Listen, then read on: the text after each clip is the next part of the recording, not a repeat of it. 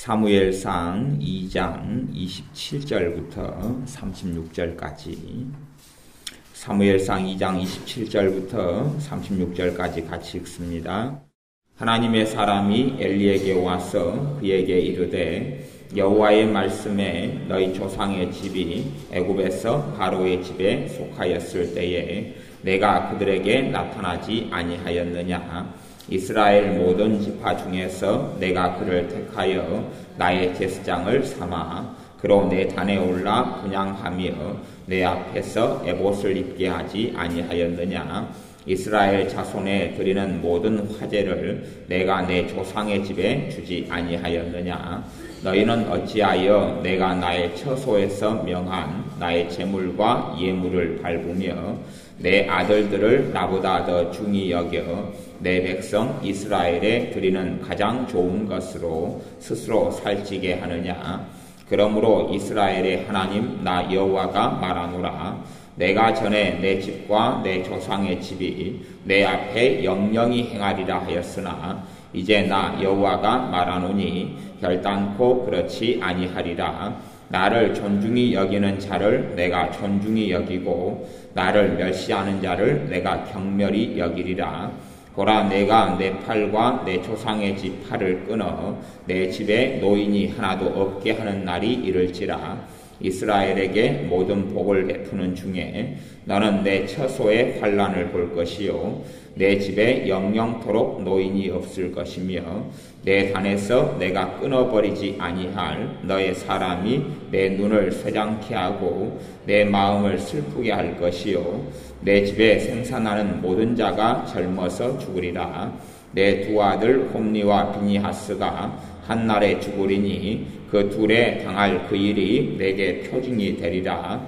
내가 나를 위하여 충실한 제사장을 일으키리니 그 사람은 내 마음 내 뜻대로 행할 것이라.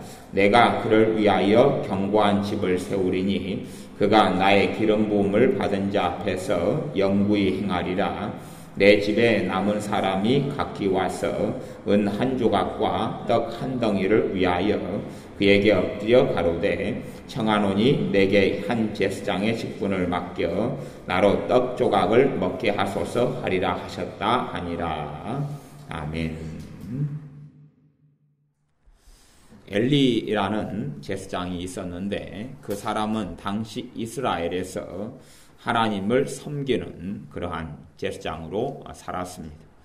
그 엘리 제사장은 제사장 가운데서도 가장 중요한 그러한 대제사장의 위치에 있지 않았나 싶습니다. 그런데 이 엘리 제사장이 하나님 앞에서 심판을 받게 되는 그러한 심각한 일이 벌어졌습니다.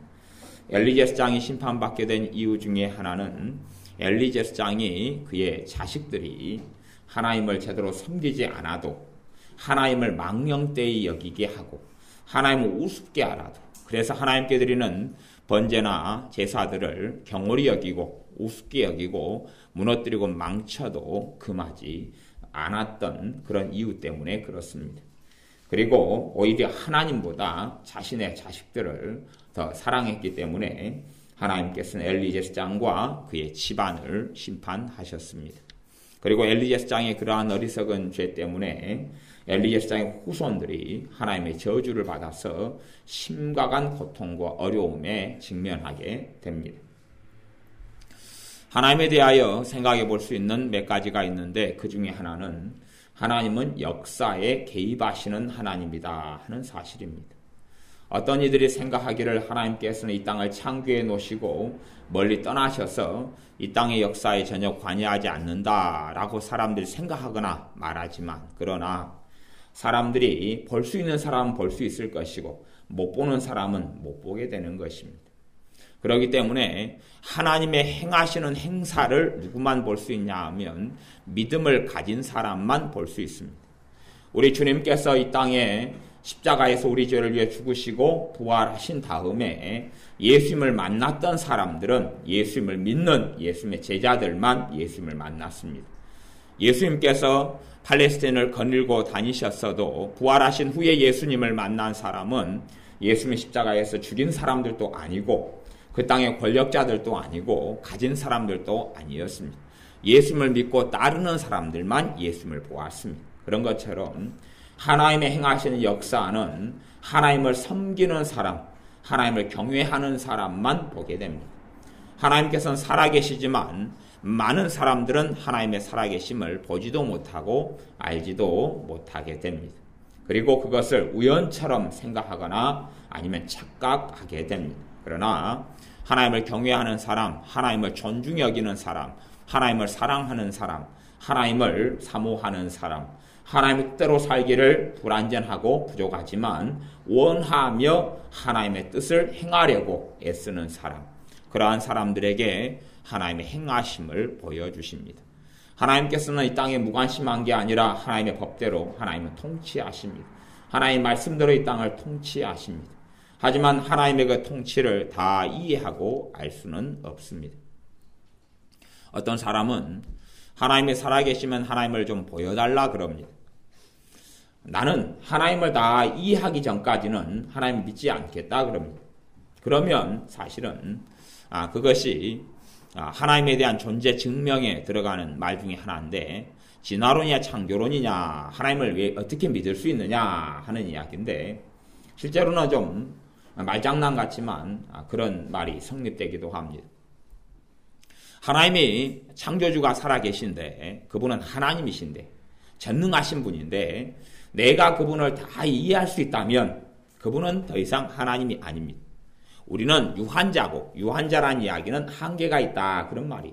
우리는 한계가 있는 사람이고 하나님은 무한자세요. 무한자란 이야기는 한계가 없다 그런 이야기. 우리가 개미를 키웁니다. 개미 농장이 있지요. 그래서 돈 많은 주거나 그러면 개미가 굴을 파고 다니는 개미 농장을 하나 사올 수가 있어요. 그 개미가 농장 속에 굴을 파고 돌아다녀요. 그러면 그 개미가 나를 이해할 수 있느냐 그런 말이에요. 개미를 농장을 가지고 돈 주고 사온 주인을 개미가 이해할 수 있느냐. 개미가 저 주인이 뭘 하고 살고 학생이다면, 초등학생이다면 학교에 가서 영어 공부를 어떻게 하는 것, 그걸 개미가 이해할 수 있느냐 그것이. 개미가 그렇게 자기 주인을 이해하는 것보다 차라리 그것이 우리가 하나님을 다 이해하는 것보다 훨씬 쉬울 수도 있어요. 우리가 하나님을 다 이해하고 알 수 있다면 하나님은 더 이상 하나님이 아니고, 우리가 다 이해하는 존재는 이미 사람이 만들어낸 가상의 존재에 불과해요. 그렇기 때문에 우리는 하나님께서 우리에게 계시해 주시고 알려주신 성경 66권 말씀 안에서만 하나님을 조명하고 알 수가 있어요. 그것도 우리가 하나님을 원하고 사모할 때에 우리에게, 예수님을 믿는 사람에게 찾아오신 성령 하나님께서, 하나님의 영이신 그분께서 우리를 깨닫게 하셔서 말씀을 이해하고 알게 하고 믿게 도와주시는 거고, 그 정도만 하나님에 대해 이해하고 알 수가 있어요. 아무리 많이 성경을 본다 할지라도, 아무리 많이 신앙서적을 보고 신학책을 본다 할지라도 성령님께서 신앙서적과 신학책과 하나님의 말씀인 성경을 통하여 우리를 도와주시지 않으면 우리는 하나님에 대하여 알아갈 수가 없어요. 성령님께서 역사하셔야지만이 우리는 하나님에 대해서 이해할 수 있어요. 어떤 것을 이해할 수 있냐 그러면 이해시켜 주시는 것만큼. 하나님에 대한 것이 100이다면 우리가 인생을 100,000년을 산다 그래도, 10,000년을 산다 그래도 하나님이 100이다면 100인 하나님에 대해서 1도 못 알고 죽어요. 1도 알 수가 없는 거예요. 우리는 1을 안다고 생각하면 어리석은 것이지. 우리가 돈이 100원이 있어요. 근데 이 지구상에 있는 모든 돈을 이 100원 가지고 그 모든 돈과 비교한다면 아무것도 아닐 거예요. 100원을 10번이 있어요. 아무것도 아닐 거예요. 1000원이 돼도 아무것도 아니에요. 이 지구상에 있는 모든 돈과 비교하면 아무것도 아니에요. 심지어는 한 1억을 가지고 있다 쳐도 이 지구상에 있는 모든 돈과 합치면 아무것도 아니에요. 아무것도 아니에요. 이번에 외환은행인가가 한 4조 넘게 크게 어떠한 일 때문에 손해를 봤어요. 4조 원. 4조 원이라는, 4조면 얼마냐 그러면 4조면 얼마예요? 1억이 몇 개예요? 4만 개. 1억이 4만 개가 4조인데 그것을 손해를 봤어요. 그래서 그 은행의 직원들이 막 난리가 나고 그랬어요. 근데 그런 일이 있어도 그 정도 손해봐도 하나님의 부유함과 비교하면 아무것도 아니에요. 그런데 어떻게 하나님이 가지고 있는 부유함은 하나님의 가지고 계신 것 중에 또 조금이에요. 그리고 나머지 하나님의 광대하심이 상상할 수 없이 많은데 하나님을 어떻게 이해할 수 있느냐, 그런 것이에요. 우리는 하나님께서 기적을 베풀어 주시면 하나님에 대해서 놀라고 감탄해요. 우리 교회 집사님 벤스 집사님, 하나님께서 병원에서는 불가능한 당뇨하고 고혈압을 고쳐주셨죠. 그리고 눈도 밝아졌어요. 눈도 시력도 좋아졌어요. 그래서 얼마든지 하나님께서는 기적을 베풀어 주셔요. 그럼 생각하기에 와, 고혈압을 하나님이 고쳐주셔? 그건 악으로 안 되고 그냥 그렇게 평생 살아야 되는 건데 당뇨를 고쳐주셔? 노안이 들어서, 나이가 들어서 이제 고혈압, 당뇨의 시력을 잃어가고 노안 때문에 시력을 잃어가는데, 노안은 주로 한 40대 중반이나 그때부터는 빨리 오기 시작해요. 노안, 눈이 이제 늙어서 기능이 이제 상실해 가는 것이지요. 그렇게 되어졌는데 그걸 회복시켜 주시는 거예요. 그래서 우리는 굉장히 감탄하고 놀랄 수가 있어요. 하지만 저는 전에 지구과학을 공부를 좀 한 일이 있는데, 지구과학은 지구만이 아니라 우주에 대해서 공부하는 거예요. 근데 우주에 대해서 말하기를, 지구과학 학문이 이야기하기를, 이 우주는 무한하다. 이 우주가 얼마나 많이 팽창하고 커지는가는 상상하고 알 수가 없다. 이 우주의 끝을 도무지 알 수가 없다. 심지어 우리가 밤에 가면 별을 본다고 쳐요. 눈에 보이는 별이 있어요. 저 별을 보면 저 별에 있는 빛이, 저 별이 빛을 내는데 그 빛을 내는 그 빛이 우리 눈까지 도착해 들어오는데 심지어는 몇천 년이 걸리는 거예요. 이거 우리가 별이 있네 그러면 그 우리가 눈으로 보이는 별은 2000년 전, 5000년 전의 별이에요. 그 거리가 그렇단 말이에요. 거리가. 우리는 그냥 눈으로 보면 동시에 지금 있는 별을 보는 게 아니라 그냥 그때 우리가 보는 별은 우리의 할아버지의 막 몇백 대 할아버지가 보았던, 그때 존재했던 그 별이 우리가 지금 눈으로 보는 거예요. 그리고 더 멀리 있는 별, 작은 별일수록 훨씬 더 크기도 하고 훨씬 더 멀리 있어요. 우리가 아주 대단한 신형 우주선을 타고 그 별까지 날아간다면 몇천 년이, 적게 걸려도 몇천 년이 걸리는 거예요.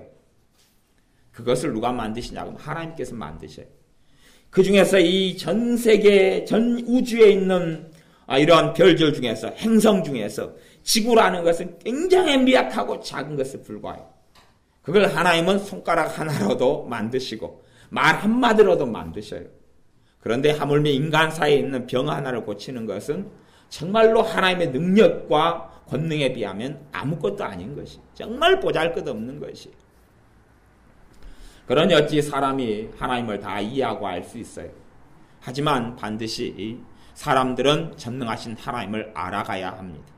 하나님의 말씀을 통해서 하나님을 알아가야 해요. 하나님을 알아가는 것이 첫 번째 사람의 도리고 사명이에요. 하나님을 알아가는 것이 첫 번째 도리이자 사명.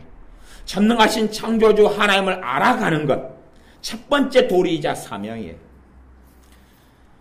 아이들에게 영어 공부가 꽤 중요할 거예요. 앞으로의 시대는 이제 미국의 시대가 점점 저물어져 가고 중국의 시대가 도래해오고 있어요.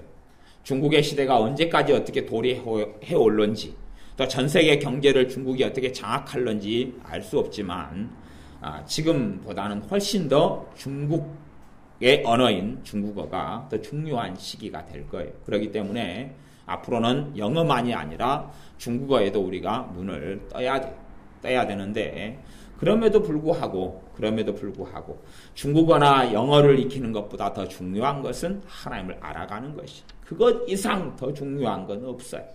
인간의 절대절명의 과제에 속한 것이, 인간의 정말로 중요한 과제는 하나님을 알아가는 것.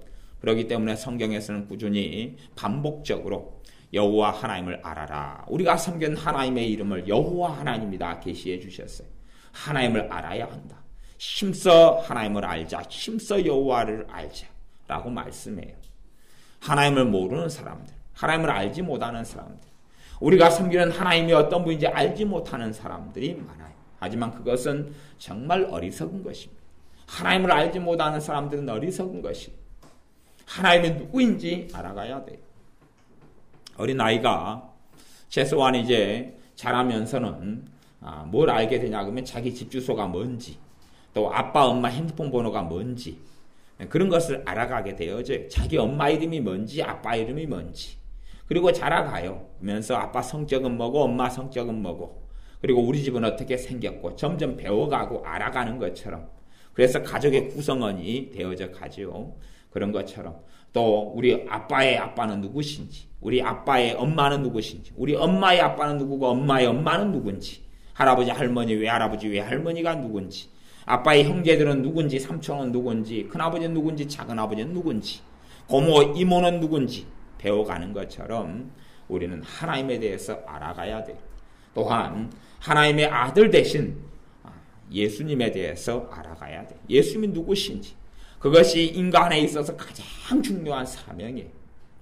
하나님에 대해서 알아간다는 것은 무엇을 이야기하냐 그러면 하나님의 말씀대로 살아가기를 원하고 소원하는 것이 그 안에 숨은 하나님을 알아가는 동기지요. 하나님을 알아가는데 하나님과는 정반대되는 방향으로 살아가려다. 하나님이 싸움하지 말라 그랬으니까 나는 싸우고 살란다. 오, 하나님 뜻을 알았구나. 하나님은 싸우지 않기를 원하시는데 나는 싸워야 되겠다. 하나님은 거짓말하지 말라. 하나님 거짓말하지 말라네. 그러면 나는 청개구리처럼 거짓말하고 살아야 되겠다. 하나님은 짜증내지 말라네. 나는 그러면 짜증을 하루에 10번씩이라도 내서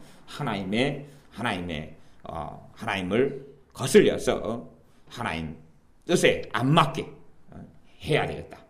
그런 어리석은 생각을 하는 사람은 없을 거예요. 그런 것처럼 하나님 말씀 알아가서 하나님 알아간다는 것은 하나님의 뜻대로 내가 살기를 원하고 소원하는 겁니다. 하나님의 뜻대로 내가 살기를 원하고 소원하는 것. 그렇기 때문에 하나님 말씀을 마음속에 두어야 합니다. 실제로 사람은 그렇게 생각합니다. 자신은 하나님의 뜻에 관심이 없으면서 하나님께 도와달라고 그런 사람이 있어요. 하지만 하나님의 말씀과 뜻에 관심이 없는 사람들에게 하나님께서는 과연 그들에게 관심이 있겠느냐, 그런 것이 별로 관심이 없습니다. 하나님은 별로 사람들 가운데 하나님께 마음을 두지 않는 사람들에게는 별로 관심이 없어요. 사실은 별로 관심 없는 걸 넘어서서 심지어는 하나님께서는 진노하시고 심판하시는 하나님이세요. 하나님을 거역하고 대항하는 사람들을 진멸하시고 또한 심판하시고 진노하셔요. 엘리 제사장은 하나님께 부지런히 제사를 지낸 사람, 지금으로 말하면 예배를 지낸 사람입니다. 예배를 드렸고, 또 지금으로 이야기하면 교회 목사님이 엘리 제사장에 속합니다. 엘리 제사장이라는 분은 지금으로 말하면 목사님, 아니면 목사님 이상 가는 사람이에요. 그런 사람인데 지금으로 이야기하면 하나님께 드리는 예배를 이 사람은 우습게 알았어요. 목사님이면서도 하나님께 드리는 예배를 우습게 알았어요. 우습게 알았기 때문에 이 엘리 제사장의 가문까지, 엘리 제사장의 후손들까지 하나님의 심판과 저주를 받았어요. 우리가 하나님 앞에 살아갈 때에 아무리 목사님이라 할지라도, 또 신앙생활을 많이 한 장로님이고 권사님이고 집사님이라 할지라도 하나님을 우습게 아는 사람들을 하나님께서 결코 그냥 놔두지를 않습니다. 그게 하나님의 성경의 역사, 하나님의 역사예요. 하나님이 이 땅에 개입하시는데 마땅히 복줄 자에게 복주고 분노할 자에게 분노하고 심판할 자에게 심판하십니다. 하나님은 그런 하나님이셔요. 그렇기 때문에 사람들이 하나님을 속이려 해도 하나님은 결코 속일 수가 없습니다. 친구는 속일 수가 있고 부모는 속일 수가 있어요. 그렇게 속일 수 있지만 심지어는 자기 자신까지도 속일 수가 있어요. 제가 어떤 사람을 만났는데 그 사람이 막 성기를 내요. 막 성기를 내는데 내가 그 사람에게 그렇게 이야기했어요. 여보세요, 왜 그렇게 성기를 냅니까? 성기를 그렇게 내지 마셔요. 이게 성기를 낼 일이 아니잖아요. 그랬더니 그 양반이 하는 말이, 나는 지금 성기를 안 내고 있다는 거예요. 분명히 내가 보기에는 성기를 내고 막 분노를 내고 있는데 그 사람은 성기를 안 내고 있다는 거예요. 왜 그 사람은 성기를 자기가 내고 있으면서도, 객관적으로 볼 때 내고 있으면서도 왜 자기는 주관적으로 안 내고 있다고 느끼느냐? 그것은 자기가 자기에게 거짓말을 한 지가 오래됐기 때문에 그래요. 심지어 제가 어떤 사람을 만났는데 그 사람은 거짓말을 번뜨리는 사람이, 거짓말을 이렇게 소문내는 사람이, 자기가 만들어가지고 거짓말을 막 전파하는 사람이, 없는 일을 있는 것처럼 꾸며서 만들어내는 사람. 그것도 좋은 이야기가 아니라 뭐 유머나 우스갯소리나 농담이 아니라 아주 해를 끼칠 목적으로 나쁜 이야기를 이렇게 전파하는 사람이에요. 그런데 이상한 것은 자기가 나쁜 이야기, 없는 이야기를 지어내가지고 못된 이야기를 이렇게 전파했는데 하면서 이제 범인이 결국은 이 사람인 것이 시간이 3년 지나고 5년 지나니까 몇몇 사건들이 드러난 거예요. 범인이 이 사람인 걸로 드러난 거예요. 드러나서 사람들이 그 사람에게 따졌지요. 당신이 왜 거짓말을 이렇게 지어냈소? 그러니까 이 사람은 내 목이 들어와도 내가 이야기하건대 이건 참말이다. 그러면서 오히려 분노를 내고 성질을 내고 사람하고 싸우고 다투었어요. 자기가 거짓말을 지어내 만들어냈으면서 이제 자기가 그 거짓말을 한 3년, 5년을 꾸준히 하다 보니까 자기도 어떻게 됐어요? 그것이 참말인 줄 알았어요. 자기가 만들어냈는데. 자기가 만들어냈으면서도 참말인 줄 알았어요. 그리고 말할 때는 자기도 누구한테 들었다 그랬어요. 자기가 만들어내놓고. 그러면서 내가 정말로 들었다니까. 그럼 나중에는 뭐라고 이야기하냐 그러면 하나님을 믿는 사람인데 하나님 믿는다고 예배드리고 교회 다니는 사람인데 내가 하나님을 걸고 내가 장담하는데 이게 참말이다 그러는 거예요. 이런 식으로 이제 하는 거예요. 참 그렇게 거짓말이 많이 들어오면 하나님을 이용하는 사람들도 많이 있어요. 하지만 하나님은 결코 그것을 죄 없다 하지 않습니다. 하나님은 결코 사람들에게 속아 넘어가지 않아요. 사람은 결코 하나님을 속일 수가 없습니다. 그렇기 때문에 심지어 아무리 목사님이라 할지라도 아무리 신앙생활을 많이 하고 하나님께 많이 예배드리고 기도한 사람이라 할지라도 그의 마음이 바르지 않고 그의 삶이 바르지 않으면 그의 행동이 바르지 않고 그의 입이 바르지 않으면 하나님은 그 사람을 기뻐하지 않습니다. 하나님은 그 사람을 기뻐하지 않아요. 많은 사람은 엘리에스장처럼 부모들은 자식을 하나님보다 훨씬 사랑합니다. 자식을 하나님보다 훨씬 사랑하면서 하나님 도와달라고 하나님 자기를 편안하게 좀 만들어달라고 합니다. 하지만 하나님은 그 사람과 상관이 없다 그러시는 것입니다. 심지어 자신의 편안함과 자신의 안락을 하나님보다 훨씬 좋아하는 사람도 있습니다. 또 물론 이야기하는 사람들은 교회 다니는 사람들이고 예배를 드리는 사람들이 신앙생활 하는 사람들입니다. 그런 사람들 가운데 하나님보다 돈을 훨씬 사랑하는 사람들이 있어요. 돈에 있어서는 목숨을 걸고 그 마음을 다 쏟고 사는 사람들도 있어요. 그러면서 하나님을 가까이 하며 하나님을 사랑한다고 말하는 사람들도 있어요. 하지만 하나님께서는 그들과는 별로 상관이 없다 그랬어요. 과거 이스라엘 백성, 구약 성경에 있는 주인공인 이스라엘 백성들은 하나님을 떠났어요. 하나님을 떠났지만 제사는 계속 지낸 그런 일들이 많이 있었어요. 지금으로 하면 예배는 계속 지냈어요. 마음은 하나님께 떠나고 생각도 떠나고 삶도 떠나고 생활 속에서 하나님의 말씀은 다 이제 상관이 없고 다 버려버렸어요. 버려버렸는데도 제사는 계속 지냈어요. 하나님을 섬기는 신용과 모양은 계속 했어요. 모든 천주교 신자들이 그런 건 아니지만 대부분의 천주교 신자들은 사실은 그렇게 살아가요. 예외적인 사람들도 있어요. 또 하나님 뜻대로 살아가려고 애쓰는 천주교 신자들도 소수지만 있는 것을 봐요. 그렇지만 대부분의 천주교 신자들은 하나님을 떠났어요. 떠났으면서도 미사라는 것으로 하나님 앞에 제사하고 예배드리는 것처럼 계속 모양은 내요. 하나님을 떠났다는 이야기는 뭐냐 하면 하나님의 말씀을 떠났다 그런 이야기. 하나님 말씀을 떠났다는 것이. 하나님 말씀을 떠났으면 그건 하나님을 떠난 것이에요. 하나님 말씀이 있으면 하나님과 함께 있는 것이. 하나님 말씀을 마음에 새기고 그것을 자기의 양식으로 삼고 살아가고 하나님 말씀대로 살아가려고 애를 쓰고 그것을 위해 기도하는 사람. 그런 사람을 하나님이 기뻐합니다. 그런 사람을 하나님 축복하셔요. 우리가 하나님의 복을 받고 하나님께서 우리의 인생에 아름다운 열매들을 연결어 주시려면 우리는 하나님의 뜻에 마음을 두어야 합니다. 하나님의 뜻에 마음을 두어야 돼요. 사실은 어리다는 것, 어린 아이다는 것과 어른의 기본적인 차이가 있다 이렇게 말할 수 있어요. 근데 어린아이하고 어른의 차이는 뭐냐 그러면 어린아이는 자기의 생각, 자기의 감정, 자기의 느낌, 자기의 주장, 자기의 원하는 것만 온통 마음이 있어요. 내가 뭘 먹고 싶으면 거기에 매여가지고 살아요. 자기가 오늘은 내가 놀아야 되겠다. 그러면 그게 놀려고 그래. 내가 오늘은 잠을 자야 되겠다 작정하면 아무도 건들지 마라 그래. 나는 그렇게 해야 되겠다고. 또 저녁에 내가 TV 프로 무엇을 봐야 되겠다 작심하면 아무도 건들지 마라 그래. 나 그거 본다고. 그렇게 작정하고 살아가요. 아, 오늘은 내가 머리를 노랗게 염색해야 되겠다. 그럼 아무도 건들지 마라 그래. 어린아이의 특징이죠. 하지만 어른이 되어 간다는 것은 그런 걸 타협하고 양보하기도 하고 미루기도 하고 또한 다른 사람의 유익을 위해서는 포기하기도 하는 것이 어른이지요. 신앙이 어린 초신자나 인자 주님을 제대로 알지 못하는 사람의 특징은 자기 중심적이고 자기 본의적인 것이라는 거예요. 그러나 믿음이 성장하고 자랄 때는 자기 중심에서 하나님 중심으로 변해갑니다. 이 땅에 민주주의가 이루어졌고 또한 한국은 민주주의라는 하나님의 복을 받고 있어요. 민주주의라는 하나님의 축복을 받고 있어요. 그러나 민주주의는 양면성을 가지고 있는데 하나는 복이기도 하고 하나는 저주기도 해요. 민주주의 자체가. 하나는 저주기도 하고 하나는 축복이기도 해요. 축복인 것은 이유는 우리가 정말 많이 알고 있어요. 자유가 있다 하는 것이죠. 시장 경제가 있어서 내가 내 힘으로 돈을 벌어서 먹고 마시고 살 수 있다는 것이고 또한 내가 노력하고 애쓴 것의 결과를 내가 가져올 수 있다는 것이에요. 그게 민주주의의 축복이에요. 또한 권력의 남용을 최대한 막을 수 있어요. 민주주의의 중심은 법치국가, 법에 의한 통치이기 때문에 그래요. 그렇기 때문에 아무리 대통령이라도 내 집안에 있는 냉장고에 든 것을 자기 마음대로 못 먹어요. 우리나라 대통령이 와서 우리 집에 있는 냉장고에 우유를 먹어버리면 경찰이 와서 대통령을 잡아가 버려요. 왜냐하면 대통령 위에가 법이 있기 때문에 그래요. 그래서 정말 귀하고 좋은 것들은 민주주의를 통해서 많이 있어요.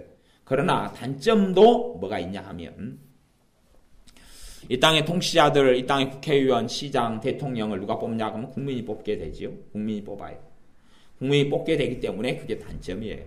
본래는 하나님의 이 땅을 지도하고 통치하고 나라를 다스리고 통치하는 사람은 하나님의 법에는 누가 뽑게 돼 있냐 하면 하나님이 뽑게 돼 있어요.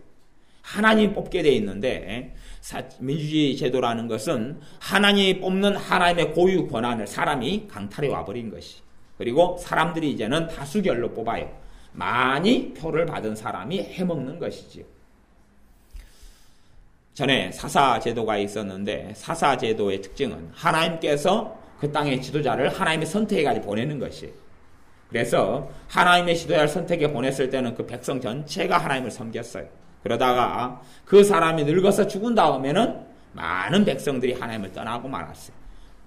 조금 있으면 하나님께 또 고통을 받을 때에 하나님 우리 살려달라고 기도하면 하나님께서 다시 사사를 뽑아서 그 백성을 구원해 주셨어요. 하나님의 대리 통치자가 되어서 구원해 주셨지요.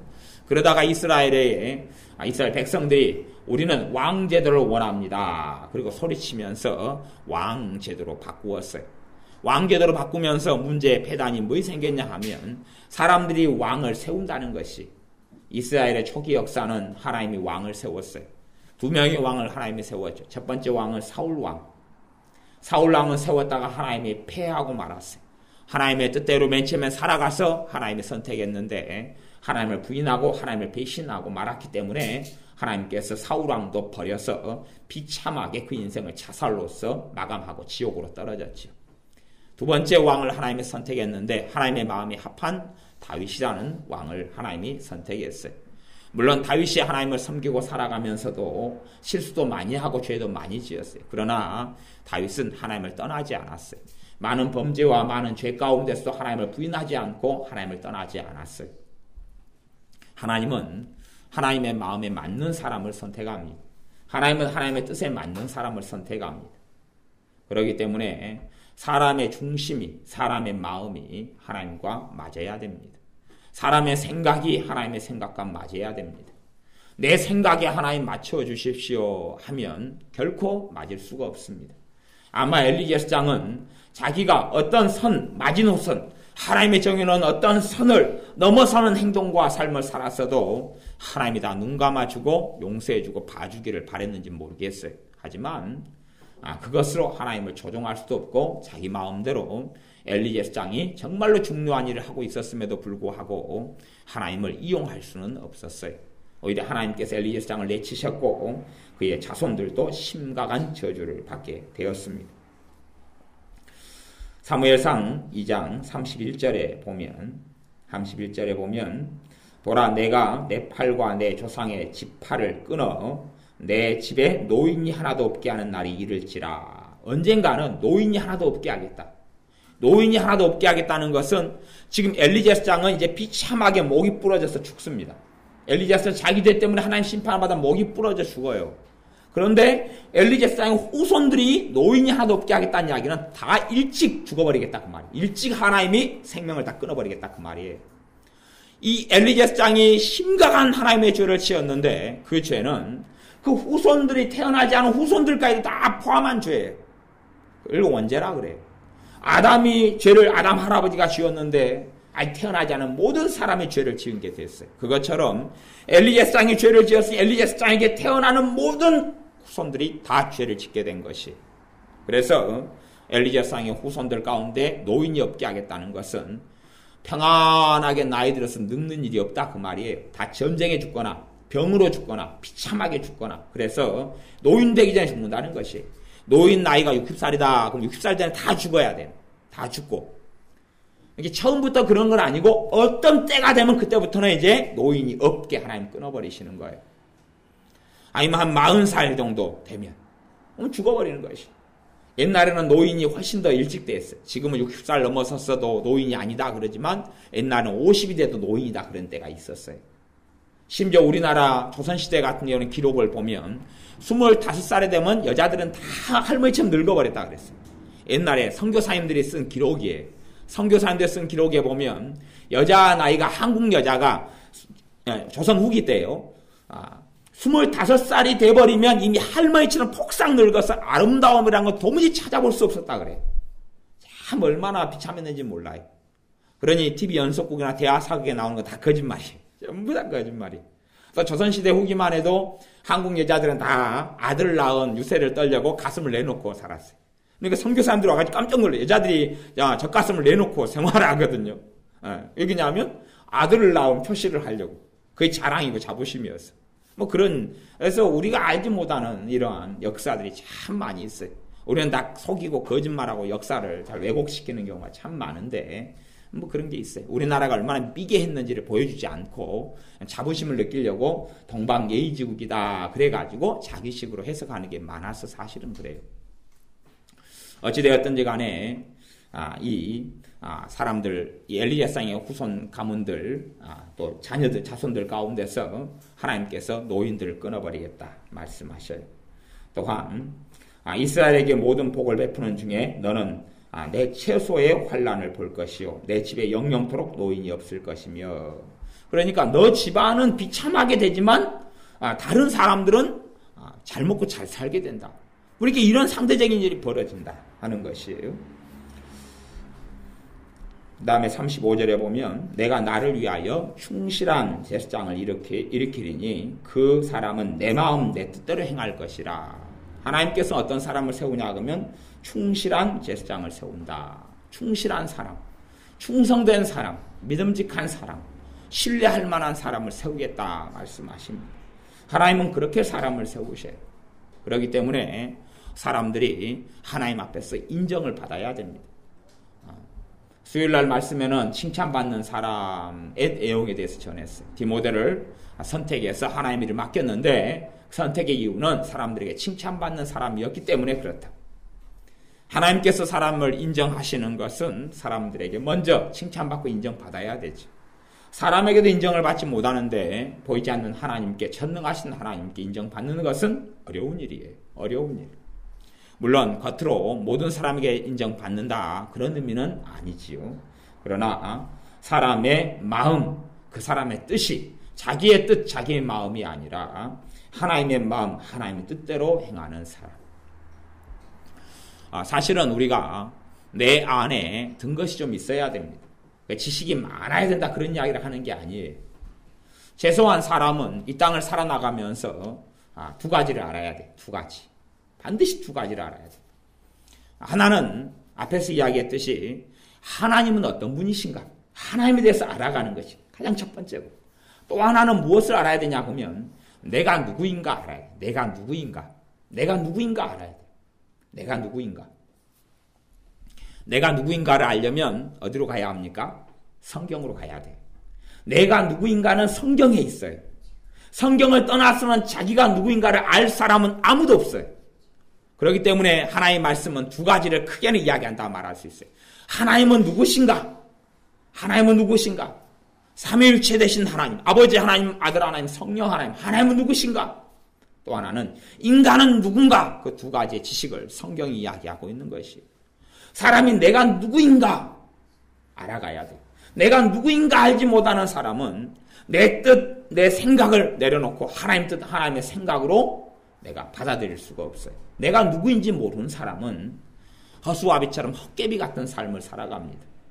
그러니 나를 비워서 하나님께서 나의 주인 되시며 우리 주 예수님께서 나를 이끌어 가시도록 나를 맡겨드릴 수 있는 사람이 되지를 못합니다. 내가 누구인가를 모르는 사람, 자기가 누구인가를 모르는 사람은 바람이 부는 대로 따라서 살아갑니다. 성령님께서 역사하는 성령님의 바람에 의해 살아가는 게 아니라 세상의 조류, 세상의 물결, 세상의 바람 따라서 살아간다 하는 것이, 감정이 일면 감정대로 살아가고, 어떤 생각이 일면 근거 없는 생각이지만 그것 따라서 살아가고, 충동이 일면 충동 따라 살아가고, 그런 사람들은 왜 그러냐 하면 자기가 누구인지를 제대로 인식하지 못하고 자각하지 못하고 알지 못하기 때문에 그래요. 내가 누구인가를 하나님의 말씀을 통해서 알아가야 됩니다. 하나님의 말씀이 진리인 이유는 인간이 누구인가, 그 인간 속에 속한 내가 누구인가를 가르쳐주기 때문에 그래요. 역사에 많은 종교가 있었는데 그 종교 중에 올바른 종교, 그 종교로서 하나님을 섬기는 참된 믿음과 신앙 외에는 구원 얻을 만한 종교는 하나도 없어요. 그런데 그래도 어떤 종교들 중에서 사회에 기여하거나 댐댐이를 좋게 하거나 인격을 좀 좋게 하는 그런 괜찮은 종교들도 있는 건 사실이에요. 구원하고 아무 상관없는. 근데 그런 종교의 특징, 사이비가 아닌 어떤 그래도 인간 생활에 기여하는 종교의 특징 중에 하나는 뭐냐 하면 인간이 무엇인가, 인간이 누구인가를 파헤치는 종교. 인간이 누구인가, 인간이 무엇인가, 그걸 파헤쳐요. 그런 경우는 자기의 댐댐이가 좀 더 나은 방향으로 가지. 그런 것 중에 하나가 유교예요. 유교는 종교라고 볼 수도 없는 거지만 온갖 잡동사니가 있지만 그래도 사람의 본성을 연구하고 탐구하고 인간이 지켜야 될 예의가 무엇이 탐구하고 무엇이 잘못이고 무엇이 올바른 삶인지를 이야기하기 때문에 그래요. 그렇기 때문에 좀 더 그래도 하나님께서 이 한국 민족을 조금 더 많은 죄 가운데서라도 축복하시고 은혜 주시는 것 중에 하나는 그런 것일 거예요. 도덕관념이 있다는 것이죠. 일본 같은 나라는 전체적인 사상과 가치관이 없기 때문에 도덕관념이라는 게 거의 없어요. 거의 없기 때문에 그들은 자신의 원하는 바대로 얼마든지 민족 전체가 거짓말할 수도 있고 사기를 칠 수도 있는 민족. 그렇기 때문에 복음이 그 땅에 내려가서 복음이 그 땅에 일본에 전해져도 힘과 능력과 영향력을 발휘하지는 못해요. 왜냐하면 사람들이 복음의 필요성을 느끼지도 못하기 때문에 그래요. 법이 없기 때문에 메시아 대신 예수님을 만나지 못하기 때문에 그렇지. 우리는 내 자신이 누구인지를 알아야 돼. 그것이 사실은 성장하고 자라가고 어른이 돼가고 내가 성숙해 간다 하는 뜻이에요. 내가 누구인지, 내가 어떤 사람인지 알아가야 돼. 내가 어떤 사람인지. 내가 무엇을 소유하고 있는지 그건 아니에요. 심지어는 내 재능이 무엇인지 그런 것도 아니에요. 내 피아노가 내 재능이구나. 음악이 재능이 있구나. 내가 그림을 잘 그리지. 내가 그래 기억력이 좋지. 내 성격이 어떻게 됐지. 그것은 굉장히 소소하고 작은 것에 불과해요. 그리고 자기를 알아가는 부분에서는 필요하긴 하지만 절대적인 가치를 가지고 있는 건 아니에요. 나에 대한 가장 중요한 정보는 하나님의 말씀에 있어요. 하나님의 말씀을 통하여 우리는 반드시 두 가지에 대한 지식을 얻어야 됩니다. 생명 얻는 지식을 두 가지가 있어야 돼요. 하나님에 대한 지식과 나에 대한 지식, 사람에 대한 지식을 두 가지를 얻어야 됩니다. 엘리 제사장은 하나님에 대한 지식을 전에는 얻었었지만 하나님에 대한 지식을 얻는다는 것은 하나님을 알아감으로 하나님의 뜻, 그래서 하나님께서 사무엘상 2장 35절에 말씀한 대로 그 사람은, 충실한 제사장 그 사람은 내 마음 내 뜻대로 행할 것이라. 하나님에 대해서 알아가서 하나님의 뜻, 하나님의 마음을 알아서 내 뜻과 내 마음을 버리고 하나님 뜻과 하나님의 마음으로 내 뜻과 내 마음을 맞추는 거지요. 그런데 엘리 제사장은 그렇게 하지 않았어요. 하나님을 알아갔지만 별로 하나님의 뜻, 하나님 마음하고 자기 뜻과 자기 마음 가운데 하나님 뜻, 하나님의 마음이 앞선 게 아니라 자기 뜻, 자기 마음이 앞섰어요. 다른 말로 하자면 하나님 중심이냐 자기 중심이냐에서 자기 중심대로 선택했던 사람이 엘리 제사장이에요. 자기 중심대로 선택했고 그 결과는 비참한 일이었죠. 그것이 우리의 인생 가운데 펼쳐지고 벌어져서는 안 됩니다. 왜냐하면 하나님은 하나님이시기 때문에 절대 그 어떤 누구도 하나님을 속일 수가 없습니다. 하나님 앞에 거짓말할 수 없습니다. 또한 우리가 하나님을 발견하여 찾고 알 수 있는 오직 하나의 방법은 믿음을 통해서만이 하나님을 발견하고 알 수가 있어요. 내가 믿음이 없으면 아무리 오랜 세월을 살아도 하나님 살아계신 걸 절대 알지 못합니다. 이 땅에 많은 과학자가 있고 많은 천재들이 있기도 하고 많은 성공한 부자들이 있지만 하나님을 모르는 사람은 너무나 많습니다. 왜냐하면 하나님에 대해서 무관심하기 때문에 그래요. 하나님에 대해서 아무 관심도 없고 또한 믿음도 없고 그러면서 말은 뭐라고 하냐 하면 내가 이 땅을 궁구하고 찾아보고 연구하고 많은 학문을 했고 책을 보았지만 많은 경험을 했지만 하나님의 살아계신 흔적을 못 봤다 그러는 것이 당연히 못 볼 수밖에 없지. 하나님께서는 하나님을 찾는 자가 아니면 하나님 자신을 계시해 주지 않기 때문에 그래요. 하나님을 찾는 자가 아니면 도무지 하나님을 알 수 없게 해놓으셨고 그리고 그의 인생 70, 80평생, 50평생이 마치고 나면 영원한 심판 속에 하나님은 진노하셔서 가두어 두신 분이기 때문에 그래요. 하나님은 공의의 하나님이시기 때문에 의로우신 하나님이시기 때문에 그러니 우리의 삶이 이런 엘리 제사장 집안의 일, 엘리 제사장의 사건을 통해서 우리가 하나님에 대한 지식을 하나씩 얻어가야 합니다. 또한 나에 대한 지식을 말씀을 통해서 얻어가서 내 뜻, 내 마음이 아니라 하나님 중심, 하나님 뜻, 하나님의 마음이 가장 중요하다는 걸 알아야 돼요. 자유민주주의의 하나의 단점을 이야기하면서 말씀을 마무리 짓습니다. 자유민주주의의 단점은 뭐냐 하면 내가 주인공이 자유민주주의의 특징이에요. 내가 주인공, 사람이 주인공, 각자 한 명 한 명이 주인공이에요. 그래서 이 국가의 주권은 누구에게 있느냐? 국민에게 있다. 국민은 내가 국민이죠. 한 명 한 명의 국가의 주권이 있어요. 국가의 통치권이 개인에게 있어요. 그리고 우리가 법을 통해서 투표를 해서 대통령을 뽑고 또한 시장을 뽑고 국회의원을 뽑는 이유는 뭐냐 하면 내가 이 땅을 다스리고 통치해야 되는데 각기 한 명 한 명 우리나라로 따지면 5천만 명이 이 땅을 다스리고 통치해야 되는데 5천만 명이 다 이 땅을 다스리고 통치할 수가 없는 거예요. 그렇기 때문에 5천만 명 가운데 대표를 뽑아요. 대표를 뽑는 첫 번째 방법은 뭐냐 하면 나이가 만으로 한 20세 이상 뭐 이런 식으로 정해서 일단은 가족의 대표를 뽑는 거예요. 가족의 대표는 어린 아이들, 초등학생, 유치원, 중학생까지 다 포함시키는 게 아니라 그 중에서 성인이 된 사람만 일단은 대표를 뽑아요.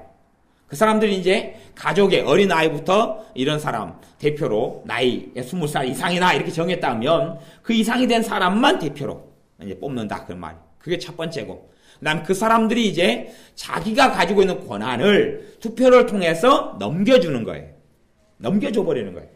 내 대신 당신들이 내 권한을 행사해라. 그래서 뭐 국회의원 같으면 먼저 뭐 몇십만 명이 하나 아니면 몇만 명이 하나 뭐 이런 식으로 해서 그 권한을 그 사람에게 넘겨줘요. 그 권한을 가지고 이 사람이 국회의사당에 가가지고 투표도 하고 도장도 찍어요. 결정을 해요. 어떤 법이 있으면 법안에 이 사람 통과를 시켜요. 누구의 권한요? 백성의 이 국민 한 명 한 명의 수만 명의 권한을 자기가 다 가지고 있어가지고 행사를 하는 것이에요. 그래서 이제 그렇게 4년이 지난 다음에 저 사람 내 권한을 맡겨놨더니 제대로 못하네? 그러면은 내 권한 줄 사람을 다른 사람 바꿔야 되겠다. 그러는 것이고 선거운동을 하는 것은 당신들이 가지고 있는 권한을 나한테 넘기시오. 그럼 내가 잘하겠소. 당신들의 권한을 내게 넘겨가지고 4년 동안만 나한테 맡겨주시오. 그러면 그 권한을 가지고 내가 법적인 것을 잘 행사해서 당신들에게 이익을 주겠소. 그러는 것이. 그렇기 때문에 민주주의의 폐단 중에 하나는 자기가 자기 인생의 주인인 줄 안다는 것이. 내가 주인인 줄 안다는 것이. 내 위에는 아무도 없다 이렇게 생각하는 것이 있어요. 그것이 사람 민주주의 폐단 중에 하나예요. TV 광고나 연속곡을 보면 뭐가 제일 중요하다고 가르치냐 하면 자신의 행복이 제일 중요하다고 가르쳐요. 자신의 행복. 이 민주주의 폐단 중에 하나예요. 내가 제고 중요하니까 내 행복이 최고 중요할 거 아니에요. 내 만족, 내 평안, 내 행복, 내 복지가 최고 중요하다고 가르치고 배워요. 그건 민주주의죠. 그렇기 때문에 점점점 시간이 흘러갈수록 없어져 가는 게 뭐냐 그럼 희생이 없어져 가요. 봉사가 없어져 가요. 헌신이 없어져 가고 충성이 없어져 가요. 내가 주인공인데 내가 충성할 필요가 뭐가 있느냐. 그래서 우리나라 사람들 가운데도 이민 가는 사람이 엄청나게 많아요. 돈이 없어서 이민을 못 간다 그래. 사람들에게 물어보면 이 땅 난 살기 싫다. 근데 돈이 있어야 이민을 가지. 이민도 더 좋은 나라에 가야 되니까 더 좋은 나라에서 이민을 받아주려면 조건을 까다롭게 해가지고 돈을 몇 억 이상 현찰을 가지고 오거나 아니면 이 나라에 없는 특별한 자격증을 따가지고 오거나 이런 요건들을 갖춰줘야지만 이민을 받아줘요. 더 좋은 나라. 우리나라가 전 세계에서 한 10번째나 12번째 잘 사는 나라인데 우리나라에서 딴 나라 이민 가는데 방글라데시 같은 나라, 리비아 같은 나라, 뭐 그런 아주 못 사는 가난한 나라, 콩고, 뭐 이런 나라로 이민 갈 사람이 어디가 있겠어요? 자기 인생을 포기하고 하나님께 헌신하는 선교사님들 말고는 보통 사람은 더 잘 먹고 더 행복하고 더 평안하려고 이민 가는 것이. 우리나라에 많은 사람들이 점점 이민 가고 있어요. 점점 이민 인구는 많아져 가요. 왜 그러냐 하면 내가 주인공이고 내 행복이 최고 중요한데 이 나라의 민족은 내 행복을 채워주지 못하네. 그러니 나는 여기 있지 않겠다. 내게 행복을 주는 땅으로 가겠다. 그러는 것이. 뭐 그런 이민 가는 결정을 다 잘못했다고 말할 수는 없지만 그러나 문제는 자기가 주인이라는 그거에서 출발한다는 것이. 뭐 다른 사연을 가진 사람도 있을 거예요. 하지만 일반적인 이야기를 지금 하고 있는 것이. 내가 이 땅의 주인이 되면서부터는 헌신도 없고 희생도 없어지고 사랑도 없어져요. 사랑을 해도 이기적인 사랑, 내 중심적인 사랑을 해요. 헌신하고 버려주고 이런 사랑을 안 해요. 하지만 하나님께서는 헌신에 대한 대가를 치루어 주실 거예요. 하나님께서 희생하는 사람에게 하나님께서 하나님 앞에 섰을 때에는 반드시 하나님께서 갚아주셔요. 봉사하는 사람에게 하나님은 반드시 갚아주셔요. 섬기는 사람에게 반드시 갚아주세요. 우리의 인생에 끝난 다음에 하나님은 사람을 다 하나님의 심판대 앞에 전부 다 세우십니다.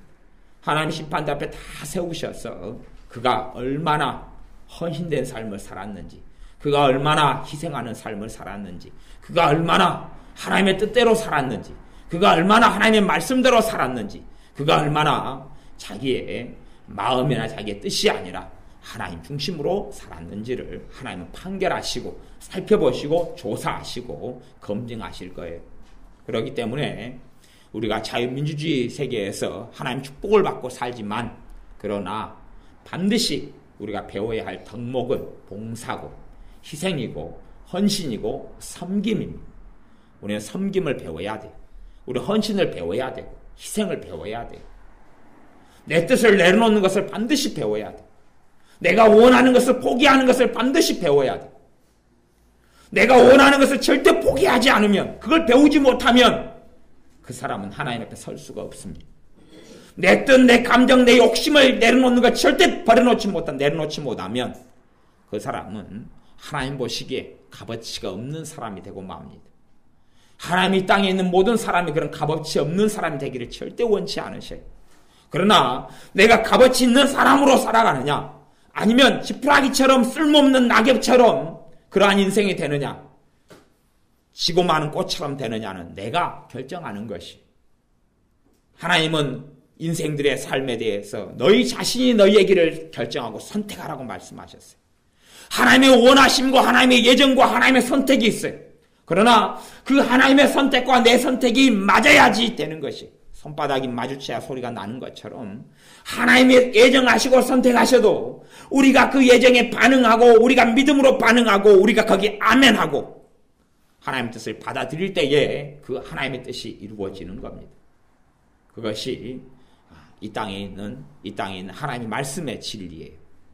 그렇기 때문에 우리가 어릴 때부터 헌신을 배워야 되고 어릴 때부터 희생을 배워야 되고 어릴 때부터 내 뜻을 내려놓는 것이 훈련돼야 되고 어릴 때부터 내 감정을 조절하는 것이 훈련이 돼야 돼.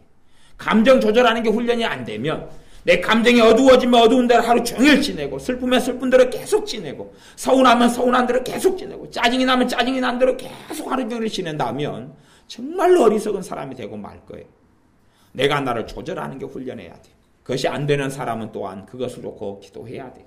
하나님, 내 마음을 조절하게 해주십시오. 내 감정을 조절하게 해주십시오. 그래서 하나님께서는 이 땅에 어떤 사람을 세우시냐 하면 충실한 제사장, 하나님의 마음, 하나님의 뜻에 맞는 사람, 그 사람을 세워서 그 사람의 집을 경고케 하시며 그 사람을 통하여 하나님의 영광을 받으십니다. 인생의 주인이 내가 아니다는 사실을 반드시 알아야 됩니다. TV 광고나 연속극과 드라마는 너가 주인이다, 너가 주인공이다 말하지만 하나님은 아니다. 아무리 이 땅이 발전해 가도, 아무리 먹을 게 많아지고 복지가 좋아지고 장난감이 많아지고 돈이 많아지고 막 케이크, 피자, 치킨이 너무 많아져도, 옷이 많아져도, 신발이 많아져도 인생의 주인은 너희들이 아니다 말씀하시는 게 하나님의 선포입니다. 내 인생의 주인은 내가 아니다는 게 하나님의 선포예요. 자기 인생의 주인은 자기가 아무도 없다는 게 하나님의 준엄한 선포입니다. 그것을 알아야 돼요. 이스라엘 백성은 끊임없이 자신들이 하나님과 동격이 되려고 그랬어요. 하나님과 맞먹으려고 그랬어요. 하나님과 맞먹으려고 그랬어요. 하지만 하나님께서는 그게 아니다 그랬어요. 십계명의 5번째 계명이 하나님의 명령은 부모에게 복종하라는 것이, 부모에게 순종하라는 것이, 그것을 통해서 얻게 되는 축복이 있는데, 그 축복이 굉장히 많은데 그 중에 하나는 뭐냐 그러면 내가, 내 뜻, 내 생각이 가장 중요한 게 아니라는 것이, 어린 시절에 배워야 될 것은 뭐냐 그러면 내 뜻, 내 생각보다 더 높은 뜻과 생각이 있다는 것이, 그게 부모지요. 부모의 뜻과 부모의 생각이, 그것에 나를 맞추는 것을 훈련을 해야지 나중에는 더 높은 부모 위에 있는 하나님의 뜻, 하나님의 마음에 내가 순종하고 복종하고 따를 수가 있는 것이, 그렇지 않고 부모에게도 어린 시절부터 막 나가고, 그리고 아이 엄마 왜 그래, 아빠 왜 그래요, 그럴 수가 있어요, 내 마음대로 할 거예요, 간섭하지 마세요, 상관하지 마세요, 학교 갈 테니까 사교육품 사게 돈이나 주세요, 내는 마음대로 할 거예요, 그런데 나중에 내가 집 나갈 테니까 집 얻어주세요. 그렇게 살아가면서 내가 하나님을 섬길 수 있습니다. 거짓말이 되는 것이. 하나님을 훈련하신 첫 번째 건 뭐냐 하면, 정말 하나님께 쓰시는 사람이 되기 위한 그릇을 빚는 첫 번째 것은 뭐냐 하면, 너가 부모에게 복종할 수 있느냐, 너 부모는 완벽하지 못하고 너 부모는 상처도 있고 너 부모는 성질대로 하는 부분도 있어도 너 부모에게 너가 정말로 순종하고 복종할 수 있느냐, 너 뜻을 꺾을 수 있느냐, 너 감정을 꺾을 수 있느냐, 그것이 하나님이 훈련시키시는 가장 중요한 가정의 훈련이에요. 그러면서 하나님 말씀하시는 것이 너가 주인공이 아니다 하는 것이, 너가 주인공이 아니다. 요즘에는 믿는 이러한 부모님이든 안 믿는 사람이든 간에 자식들에게 가장 크게 거짓말하는 게 있어요. 가장 크게 거짓말하는 게 뭐냐 그러면 네가 최고 중요하다, 네 위해서 엄마 아빠는 살련다, 그게 가장 큰 거짓말이. 그거 완전 사기를 치는 것이. 그런 부모는 다 저주를 받을 거예요. 그 부모는 전부 다 하나님의 진노 속에 다 들어갈 거예요. 그 사람이 누구였어요? 엘리제스장이었고, 자식들이, 그 사람의 자식들이 엘리제스장이 막지 않아서 자식들이 죽임을 당했고, 그리고 그 후손들까지 싸그리 하나님 다 쓸어버렸어요. 왜? 엘리제스장이 거짓말 때문에 그런 것이 사실은. 어떤 거짓말요? 너희들이 최고 중요하다, 너희가 원하면 다 먹어라, 안 먹더라도 너희가 원하면 마음대로 살아라, 뭐 엄마 아빠는 너희를 위해서 다 모든 걸 버리란다, 너희들이 주인공이다. 최고 큰 거짓말이. 그건 거짓말이에요. 이 세상의 주인공은 하나님 한 분밖에 안 계셔요. 이 세상의 주인공은 하나님 한 분이에요. 한 분 하나님. 한 분 하나님이지만 아버지 하나님, 아들 하나님, 성령 하나님으로 존재하셔요. 그렇기 때문에 이 땅의 주인공은 아버지 하나님, 이 땅의 주인공은 우리 주 예수님, 이 땅의 주인공은 성령 하나님, 삼위일체 하나님께서 이 땅의 통치자고 주인이고 왕이에요. 우리가 왕이 아니에요. 우리가 주인이 아니에요. 인생을 내가 내 손 내 발로 살아가고 내 입으로 말하지만 내 입의 주인인 내가 아니고, 내 손의 주인인 내가 아니고, 내 발의 주인인 내가 아니고, 내 재능의 주인이 내가 아니고, 내 돈의 주인이 내가 아니에요. 나는 그것을 철저하게 이야기한 편이잖아요. 이번에 구정설을 맞이했는데 여기저기 용돈을 많이 받았지요. 그러면 대부분의 돈은 부모에게 빨리 상납해서 끝내라 그렇게 말했죠. 다 상납하고 끝내라. 자식에게 돈을 맡겨놓으면 돈이라는 것은 거기에 마음이 있게 돼요. 너 돈 있는 곳에 너 마음이 있다. 내가 돈을 다 50% 10만 원을 받았으면 5만 원을 내가 쥐고 있고 8만 원을 내가 쥐고 있고, 물론 이제 20살 넘어버린 사람까지는 그렇게 자기 인생을 이제 개척해 살 수 있으니까 그건 내비두고, 일단은 고등학생 밑으로만 이야기한다면 10만 원을 받았으면 내가 5만 원을 쥐고 있으면 그 돈에 내 마음이 있어요. 그러면 다시 이야기하면 뭐냐 그러면 내 인생의 주인은 나다 그러는 것이. 나다 그러는 것이. 그렇기 때문에 아이하고 타협하고 정해야 되지만 10만 원을 받으면 만 원, 2만 원 잘해야, 명절이기 때문에 그런 거 있어야지죠. 하나님께 드리는 11조나 헌금을 제외하고 만 원, 2만 원 잘하면 3만 원, 10만 원에다 치면 3만 원까지도 될 수 있다고 봐요. 아니면 심지어 20만 원 받으면 5만 원까지도 용돈 줄 수 있다고 봐. 1년에 2차례밖에 없으니까. 잘하면 또 생일 때까지 쳐서 3차례니까. 하지만 절대로 50% 이상은 절대는 안 되는 것이. 내가 보기에 한 7, 80% 이상은 안 되는 것이. 왜냐하면 그것이 단지 돈만 가지고 있으면 좋지만 내 인생의 주인 나다는 증거가 돼버리고 마는 것이. 내 인생의 주인 나니까 내가 번 것은 다 내 거다. 사실은 부모가 다른 사람에게 준 돈이 돌고 돌아가지고 자기 손에 들어가는 거죠. 서로 품앗이한 거에 불과한 것이, 명절 때 받는 돈은 결국은 자기 부모 호주머니에서 나간 돈이 자기에게 돌아온 것이, 자기가 주인이 아니고. 어찌되었든 우리가 소유물이 많으면 많을수록 내가 인생의 주인공인지 착각하게 돼. 옷이 많으면 내가 주인공인 것이, 신발이 많으면 내가 주인공이고, 내가 가진 장난감이 많으면 내가 주인공이고, 내 먹을 것이 쌓여 있으면 내 주인공이고, 내가 주인공이 안 된다는 것을 반드시 자각하고 알아야 돼요. 그걸 알아야 되는 것 중에 하나는 내 것을 나누어주는 훈련이에요. 나누어주는 훈련. 먹을 것이 넉넉하면 베풀고 나누어주는 것이, 옷이 넉넉하면 나눠주고 베풀어주는 것이, 형제가 있으면 형제에게는 나누면 더 쉽죠. 그렇게 살아갈 때에 내가 주인공이 아니다는 것이. 요즘에 부모들이 잘못 가르치는 것은 너가 주인공이다. 널 위해서는 모든 걸 불사하겠다. 불사하겠다는 것이. 기분 나쁜 이야기를 오늘 하나 들었는데 그런 거지요. 자식이 어떤 중요한 인생 여정이 있으니까 그 자식을 돌봐주기 위해서 주일날 예배 안 나오겠다는 것이. 그 자식을 중요한 일을 도와주기 위해서. 그러니까 하나님보다 누가 중요해요? 자식이 중요하지. 자식이 주인공이다. 너가 주인공이야. 하나님 아무것도 아니야. 그러니까 일주일에 딱 한 번 주일날 예배 나오는데 그거 너를 위해서는 다 그만두겠다. 그리고 너를 뒷바라지 하겠다는 것이. 그건 무슨 이야기냐면 그래, 사랑하는 자식아, 네 지옥 가라. 나도 같이 네와 함께 지옥 가지 마. 그러는 것이. 같이 지옥에 가겠다. 그러는 것이. 왜? 하나님을 정면으로 부정하는 것이거든. 이것이 엘리제생이 받았던 저주예요. 그러면 이제 부모는 때가 돼서 이 사람이 이런 삶을 몇 번 선택하면 그 사람 끝장나버립니다. 끝장나버려요. 예수님 부인하는 것이거든. 끝장나버려요. 그리고 지옥으로. 그리고 이제 자식이 살아남았어요. 자기가 주인공인 줄 알고 그 자식이 자식을 놓고 그 자식은 지옥으로. 또 그 다음에 그 후손들은 하나님의 저주를 받아서 다 단명해 죽거나 엘리제스장처럼 뭘 비참하게 살아가는 것이. 그런 하나님의 냉엄한 진노하심을 사람이 이해하지 못하고 알지 못해. 그렇게 비참하게 살아가면서 그게 보이면서 이제 하나님이 어디 계시냐 그러지요. 하나님은 그렇게 행하잖아요. 엘리제스의 후손들 속에 누구의 손길이 있어요? 하나님의 손길이 있죠. 하나님의 진노의 손길이 있어요. 사람들이 그걸 보고 하나님의 살아계신 걸 발견해 못해요? 못하는 것이에요. 왜 저 집안은 저럴까라고 말지.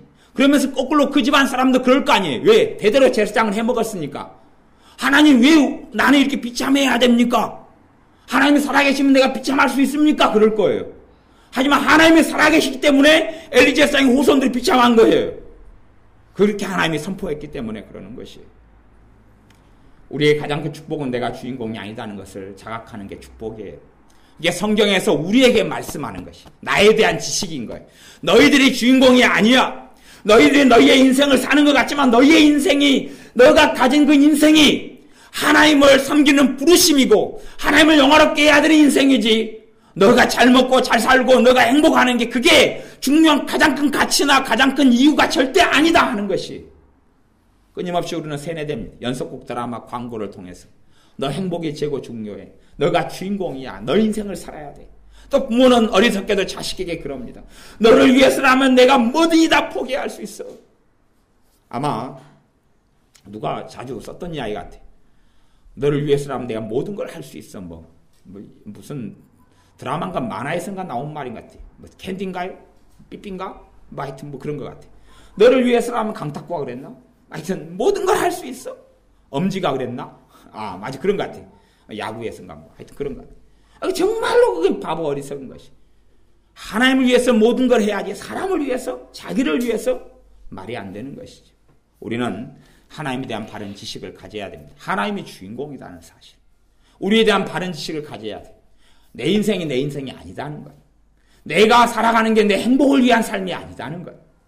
나보다 더 중요한 생각, 판단, 결정을 내 부모가 내려야 하고, 또한 내 부모보다 더 높은 곳에 전능하신 하나님이 살아계셔서 어릴 때부터 그것이 훈련되어져서 우리의 인생의 여정 가운데 하나님의 뜻대로 살아가는 것, 하나님을 영광스럽게 하는 것, 하나님을 기쁘시게 하는 것, 그것이 가장 우리에게 중요한 사명이라는 사실. 이 땅에 있는 모든 사람의 가장 중요한 사명은 하나님을 기쁘시게 하는 것이라는 것. 하나님을 기쁘시게 하는 것, 다른 말로 하나님을 영화롭게 한다 그러는데, 하나님을 기쁘시게 하는 것, 하나님의 마음을 흡족하게 하는 것, 그것이 우리가 가진 가장 큰 사명. 이것이 바로 나에 대한 지식, 나에 대한 지식, 나에 대한 지식. 이러한 하나님에 대한 지식과 나에 대한 지식을 반드시 말씀을 통하여 깨닫고 알아서 이런 엘리제상이 갔던 길이 아니라 다윗이 갔던 길. 다윗은 하나님 마음에 합해서 여러 가지 실수도 있고 죄도 있고 절망도 있고 어리석음도 있었지만, 그러나 끝까지 하나님을 의지하고 하나님을 신뢰하고 사랑했기 때문에 다윗의 후손들은 비참한 지경과 어리석은 지경에서도 하나님이 그렇게 말씀하셨어요. 너 조상 다윗 때문에 너희들을 살려주겠다 그랬어요. 너희 조상 다윗과 내가 맺은 언약 때문에 너에게 복 주겠다 그랬어요. 엘리제사의 가문과 다윗의 가문이 그래서 다른 길을 걸어가 버리고 마는 것이, 똑같이 비참하고 하나님을 떠났는데 엘리제상의 가문은 하나님께서 너 조상 엘리 때문에 내가 너희들에게 진노하고 있다 말씀하시고, 다윗의 후손들에게 너 조상 다윗 때문에 너희들이 비참한 지경에서도 너희는 일어나게 해줄 것이다 말씀하시는 것이, 우리는 다윗에게 주셨던 약속, 다윗에게 주신 언약처럼 하나님을 기쁘시게 하며 하나님의 마음을 시원케 하는 사람이 다 되어져야 됩니다. 기도하겠습니다. 우리가 말씀을 통하여 하나님에 대해서 배워가며 알아가게 하여 주옵소서. 하나님에 대해서 알아가면서 우리의 믿음이 성장하고 자라게 하여 주옵소서. 또한 하나님의 말씀을 통하여 내가 누구인가, 내가 어떠한 인생을 살아야 하는가, 내가 어떤 사람인가, 내가 왜 태어났는가, 나의 사명은 무엇인가, 내가 이 땅을 살아가면서 가장 중요한 게 무엇인가를 하나님의 말씀을 통하여 깨닫고 아는 우리가 되어져서 하나님의 기쁘시게 하는, 하나님을 기쁘시게 하는 우리가 되게 하여 주옵소서. 예수님의 이름으로 기도하옵나이다. 아멘.